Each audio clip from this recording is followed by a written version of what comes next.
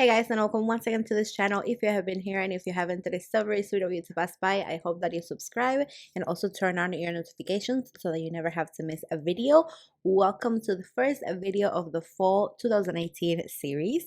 Today we're going to be making these two beautiful wreaths. I made one for my front door and one for my mirror by the dining table. If you've seen my videos, you know exactly what I'm talking about. So if you want to see how I made these, then just keep on watching. By the way, I made these with all Dollar Tree items, so just keep on watching.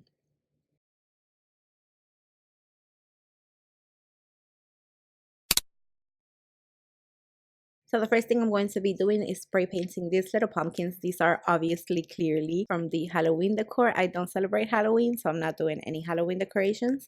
But I thought that these were so useful because they come in a pack of 5 for $1 as opposed to the other pumpkins that are like fall themed. They're 1 for $1, which doesn't make much sense. They're almost the same size. Some of them are even like the same styrofoam material. So doesn't make sense to me, but I thought that these were way better because again it's only 5 for $1.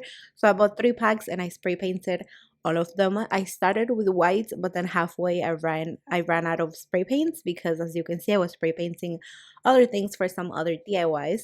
So I had this other like cream colored spray paints and I thought I would just like complete the coloring with that, and they actually ended up looking pretty cool with like that ombre effect. But the point is that I'm going to be using these for one of the wreaths and then for another DIY that you'll see later. They're like glittery pumpkins, so they're not completely smooth once I spray painted them, but I didn't mind at all. If you wanted them to be smooth, then you may want to look for something else, but these worked out perfectly.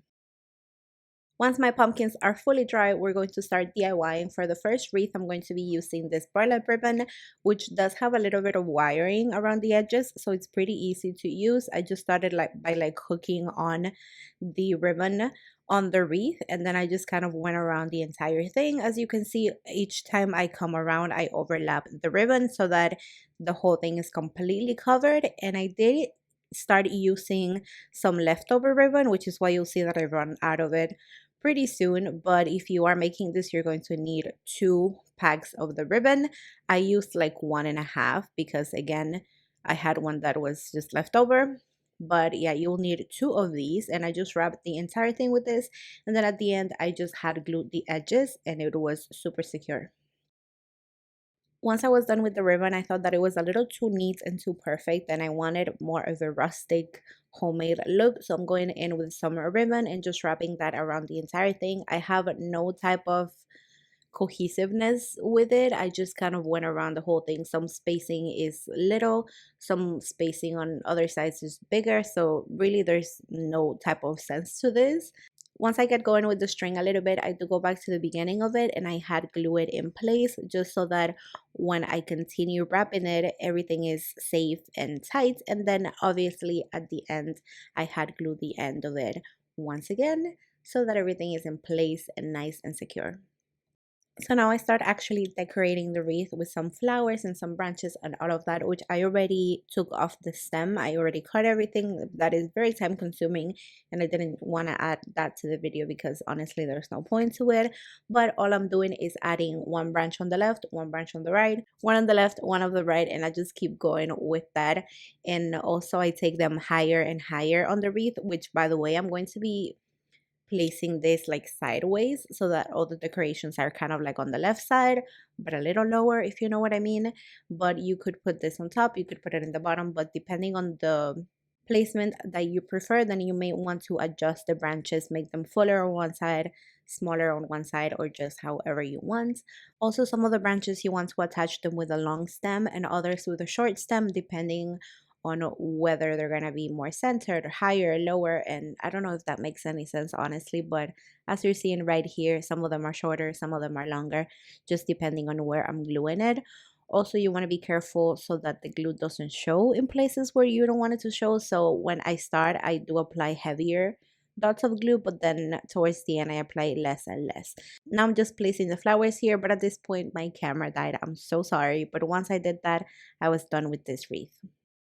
Now moving on to the next wreath, this one was actually way easier to make. I don't know what it was about it. I think just the fact that The other one had branches, just made it harder for some reason, but this one is pretty straightforward. So you want to just imagine a pattern in your head. The pattern that I'm going for is two of the more cream colored flowers, then one white one, and then a pumpkin next to it. Then again, two of the cream colored flowers, another white one, but then this time the pumpkin is going to be on the other side. So it's basically what I'm doing here. I'm just starting to glue everything in place, but I just wanted to tell you the pattern that I'm going for. I won't be showing much after this, but that's just what I'm doing. And then to glue them, you just want to place two little strips of glue on the wires where the floor is going to be placed. So as you can see, I did the top one and then I'm doing the bottom one. By the way, the two cream color ones are going to be in the first and third space, and then the white one is going to be in the center space, and so on. And that is basically the pattern that I'm going for.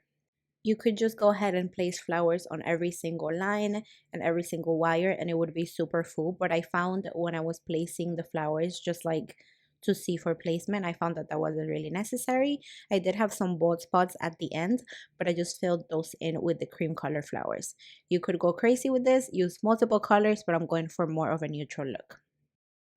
And I do want to quickly apologize for not showing much of the actual gluing through the process, but my little glue gun is messed up and I really need a new one. So I had to like use my mouth to push the stick in, which is crazy, but that's why I'm not showing much of that. At this point, I'm done with this wreath. So I'm just going to take the string once again and I'm placing that on the top wire where I'm going to be hanging it. And I'm just doing like a little knot here because I'm going to put the ribbon that is actually going to be hanging through that. So I did the little threading first and then it was harder to put the ribbon through it, and then I had to tie it once again because it was too loose. So I suggest you just put the ribbon first and then tie around that. And then lastly, I am folding that ribbon, by the way, because it was a little too thick, and then had gluing the ends of it so that it is like a little circle. And then to the top of that circle, I'm placing a bow that I previously made. I'm so sorry that I didn't make that on camera. It was my very first time doing it, so I also don't think that I'm like the best person to show you how to do it, but they're all over Pinterest and they are super easy to make. So I'm just hot gluing the bow to the top of that, and with that, this wreath is completely done. This is what they turned out to look like. I love them so much. My husband says that his favorite is the all flower one, and I think that one is my favorite too. That one is going to be hanging from the mirror by our dining table, and then the more rustic one is going to be on our door outside. I love both of them equally, but I do think the flower pumpkin one is my favorite. Which one is your favorite? Please let me know in the comments, and if you enjoyed this video, please give it a thumbs up. It helps me and it helps my channel, and thank you so much for watching. Am I allowed to say happy holidays yet, or is that too soon? Well, happy beginning of the fall. Bye.